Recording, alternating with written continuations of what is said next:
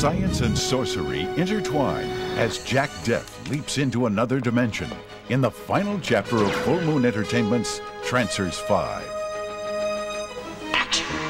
Director David Nutter had certain objectives for the piece. The goals that I set for myself and set for the story to make it believable, make people care, make it understandable, and trying to make it so the audience would never look at something in a strange, what's happening there and what's going on there and this doesn't look good. Ensuring the fight scenes look good is actor-stunt coordinator Jeff Moldovan. One thing I did from the get-go that I was real happy that I did was involve a friend of mine who's a stunt man, a stunt coordinator, and also a very good actor, Jeff Moldovan. In this particular film, there were a lot of stunts and action sequences for the actors, and Jeff got highly involved in that and basically was able to set up a lot of the action sequences, the sword fights. What I've tried to do to make it different visually is to assign animal fighting characteristics to the lead actors in the show. He's been real good about working with what our strengths are as people, as individuals, and different fighting styles. My animal was a spider, because spiders like to lure people into traps. And I think it's sort of combination spider and pit bull, because I get awfully vicious. How nice to see you again. Jeff had this idea when he came into Romania that each of our characters were a different animal, and he said I was a fox. Yeah, she's sly. She definitely attacks prey that's already hurt, and I'm small, and it makes sense. Prospero, Caliban's son, I base also on a wolf. He's very cunning and evasive and doesn't want to confront anyone unless he has to, and then he can be pretty deadly. You have made a tragic mistake, Father. Caliban is, of course, kind of a combination of a wolf and a spider, oddly enough. One of the things I used for Caliban was an Aikido master. I chose to use Caliban as a man who does not use a great deal of physical effort, and Aikido being an art of using an opponent's energy against themselves was, I felt, a justifiable choice. Not everyone complied with Jeff's animal directives. I just didn't do a damn thing about those animals. Jack Deth don't be playing no animals, you understand? Of course, physical effort is not necessary when you're Caliban. Caliban will engage in swordplay, especially in 5, only to amuse himself. It's not as if I need a sword to fight either Prospero or Jack Deth, but it can be fun. Caliban has metaphysical powers, which go much further beyond magic. He is really in tune with the cosmos. Helping to bring Caliban in tune with the cosmos is the fabled Timon, created by Alchemy FX. The Timon was made back in LA by John Fidel. He sculpted it, molded it in silicone. Fiberglass was poured into the mold, and a hole was drilled out in the back. We just stick a light bulb in it, and over here are the batteries in the pack. You can turn it on and dim it. It's not terribly bright, but then in post-production they'll do an optical glow on it. So when it powers up, it'll glow brighter and gives Caliban all of his powers. You can get one for $99.95. The Timon wasn't the only special effect employed in Trancers 5. I'm rigging up a test for the director David Nutter to see zipline arrow effect that Tim's going to actually be hit with one of these days pretty soon. But it's just a fiberglass piece that'll get taped to Tim's undershirt, just like I'm doing to this dummy. Makeup effects wizard. And then there's the bolt in the center here that a fishing line will be connected to, and a small arrow, a hollow arrow, will run along the wire. What we've got is 2 wires, and then we pull the 2 apart. And then as you pull them apart, the arrow travels along the wire. It's a hollow piece of plastic with a needle on the end of it. So it sticks into, we'll have a little piece of styrofoam or leather here, so it won't actually stick into Tim, hopefully. So in a very quick shot, you'll see an arrow actually enter him. And it'll just cut to a reaction with Tim with another kind of mount on. We'll put one of these on and stick the arrow in the aluminum mount. So he'll be able to walk around freely with no wires. A good effect is nothing without brilliant acting. It's just... Huh? Ted's got a few other special effects tricks up his sleeve. It's got the arrow that drops down, string that pulls back. It's held parallel to camera and fired, or straight on. It appears to leave when it just drops down. Although his special effect work is incredible, Ted can't please everybody. This is for last night.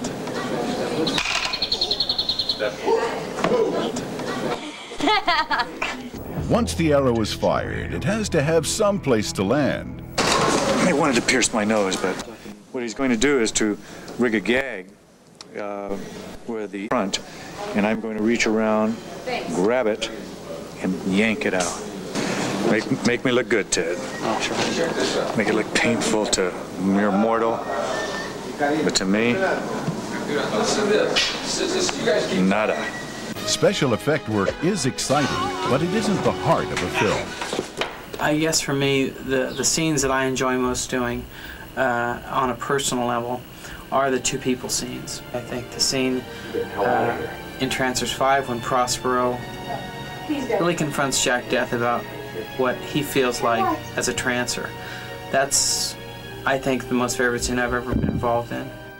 One lady who gets personal with Jack Deth is Stacy Randall. Fabulous. I thought he was great. Funny, very funny, except when it's your turn to do your close-up and he breaks into some kind of character like Sammy Davis Jr. and you can't forget it. It's like, cut, take two. But he was great to work with everybody. Kept everybody laughing. So if you don't have the tongue well placed in the cheek and have the sense of humor going, it can get pretty bland. Your name will be taught to our children and our children's children.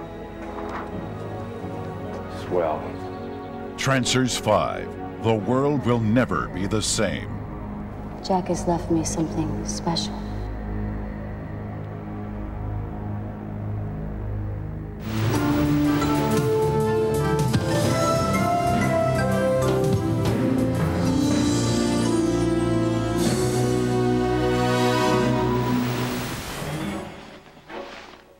I was very interested in the concept of combining science fiction and Western imagery together. You got a problem, Red Eye? Yeah, I got a problem. You, Marshall. It's been done before with pictures like Westworld, and Hammer Films did it with Moon 02, and there was Outland, and some people say that Star Wars is really a Western, essentially. But I'd never really seen a film that quite like Oblivion that was going to truly take those images and have a lot of fun with it. And the way that I open the film is we start with a tumbleweed rolling across a dusty plain, and then a spaceship flies in overhead. And to me, that's the essence of what Oblivion's all about. I hear Stone has a son out prospecting somewhere. You don't think I should be concerned with him, do you?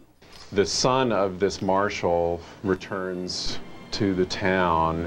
He's basically a pacifist, and the people of the town want him to take over as the law, but he's not really interested. And through a lot of circumstances, he's kind of forced to step up to the plate in the same way that the Clint Eastwood character in The Unforgiven is forced to reevaluate his whole feelings about the use of violence.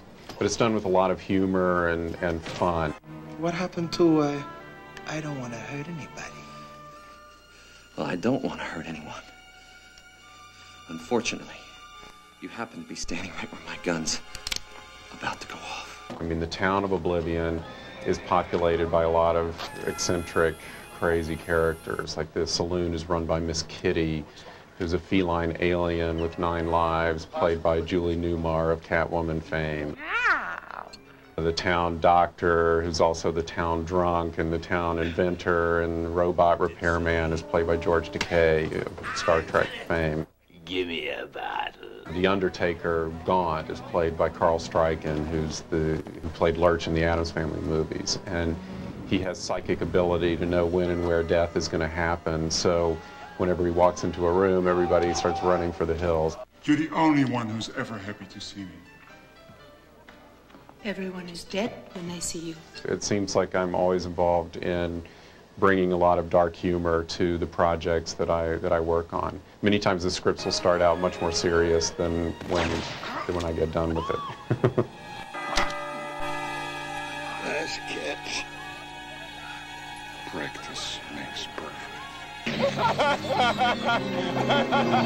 Well, special effects has always been a true love of mine. I mean, I grew up just loving all the Ray Harryhausen Saturday matinee kind of movies, Seventh Voyage of Sinbad and Jason and the Argonauts, and this was my first opportunity to work with some stop motion animation. We had these giant scorpions that attacked on 3 separate occasions during the film. It was really, really interesting to work with that process. I mean, we did all of the live action stuff with the actors in Romania.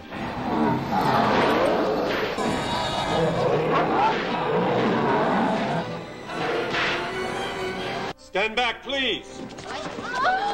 The other effects in the film, we have a creature called the Manding, which was done as it's kind of a toad-like creature, and that was done with live action puppetry. All right. Who else? We don't need no stinking badges. It's very kind of tongue-in-cheek action-adventure with a really interesting story with central characters that you truly care about. There's never been anything quite like it, but I think if you like science fiction or westerns, you're gonna find something to smile at in this movie for sure. I love the way this guy talks.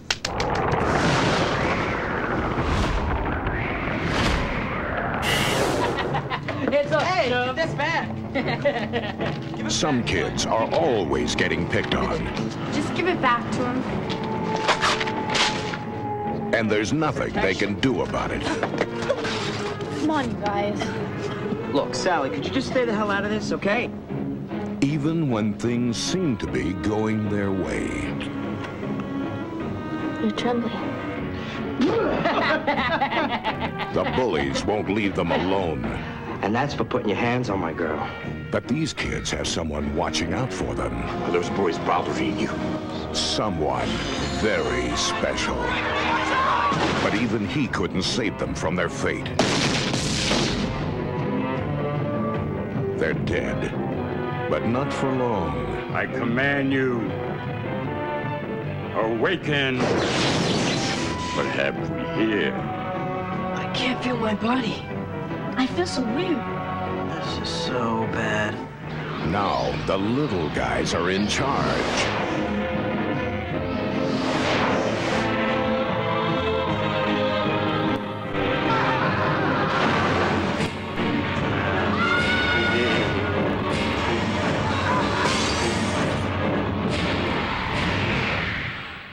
Shrunken heads.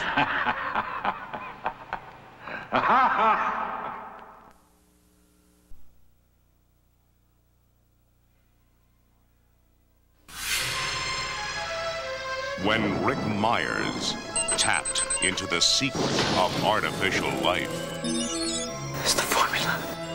He became the master of Andre Toulon's puppets. The future is yours, Rick, as well as the magic. Guard and protect it and keep it from evil. Now, his new-found power will make him a pawn. And you say there are 7 of these puppets still at the hotel? Between a corporation. Now, once we're inside, what we're looking for are 6 stringless puppets. And a demon from hell. The others, are they still in the hotel? Just pick up anything that looks like a puppet. Something's not right.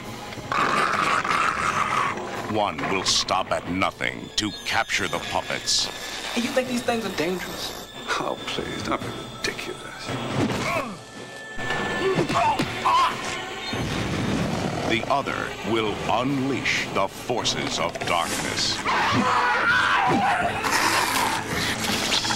to destroy them all. Oh, you are beautiful.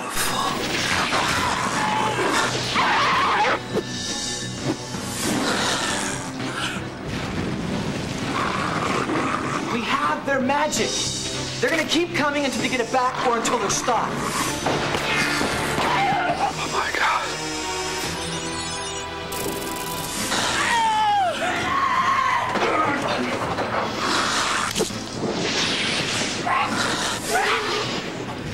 Puppet Master 5, coming soon from Full Moon Entertainment.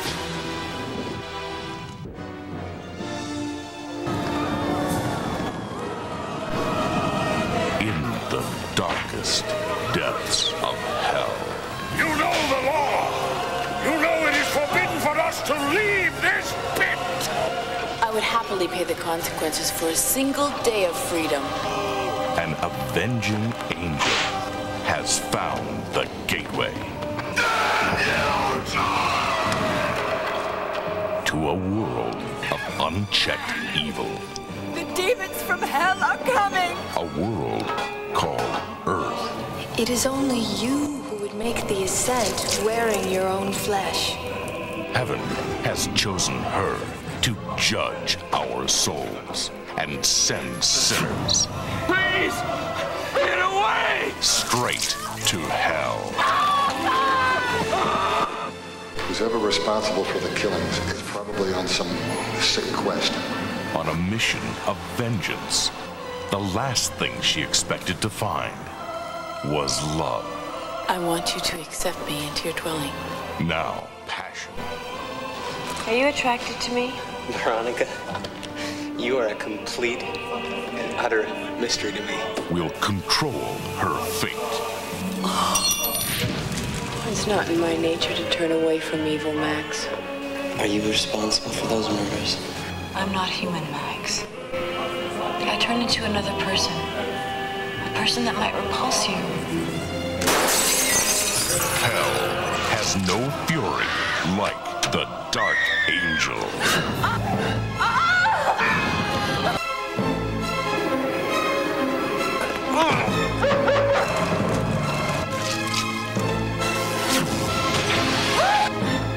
Who the hell are you? Don't you know what I am? Dark Angel. The Ascent.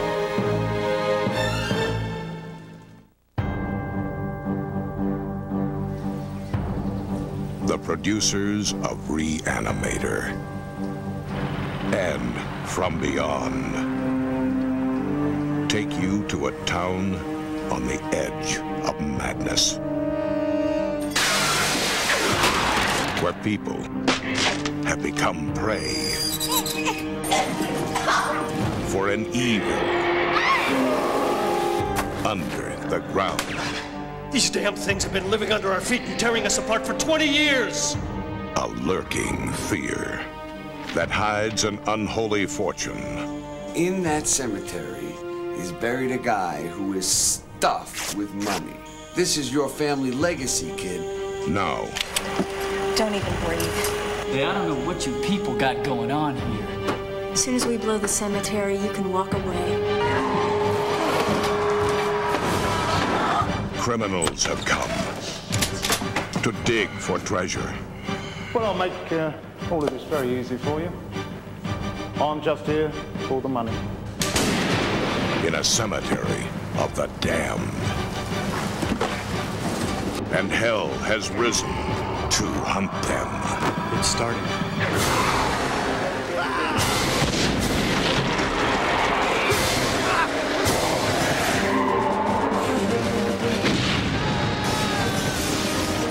I knew we'd be brought together.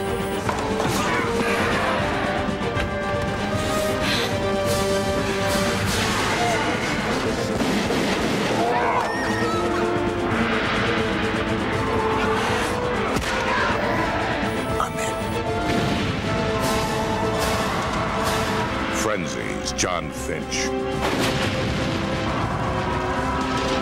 Blake Bailey, Hellraisers, Ashley Lawrence,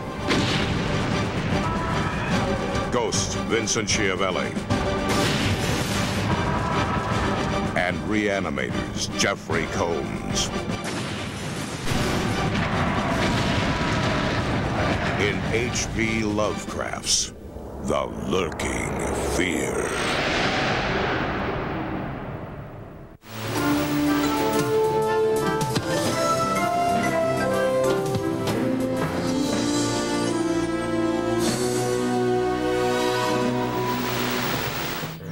Hello, Full Moon fans. My name is Musetta Vander and I play Lash in Full Moon's theatrical release Oblivion. I'm here today at Hollywood Sunset Ranch to tell you about the great new merchandise and fan club bonuses that Full Moon is now offering.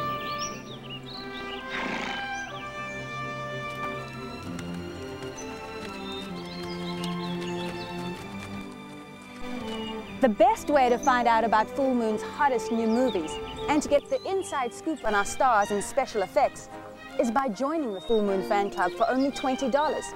You'll get the Moon Flash newsletter with up-to-the-minute information about Full Moon magic. Your lifetime membership also gets you the official Full Moon t-shirt with our logo printed on the front and the back of your shirt. Full Moon has spent months creating our most exciting collector's items. To find out about them, be sure to get your free copy of Dark Side of the Moon. This special fold-out issue shows you how you can order everything, from Full Moon videos, to posters, to CDs and mugs. You can even get such extra special items as original scripts, press kits, a Full Moon leather jacket, and a Shrunken Heads display case. For more information about joining the Full Moon fan club and to get your free issue of Dark Side of the Moon, you can call the Full Moon hotline at 1-800-999-9559, or you can write to us at Full Moon Entertainment, 8721 Santa Monica Boulevard, Suite 526, West Hollywood, California, 90068. Thanks for staying tuned and watching me in Oblivion 2 Backlash. I'll be seeing you on the next edition of Full Moon's Video Zone.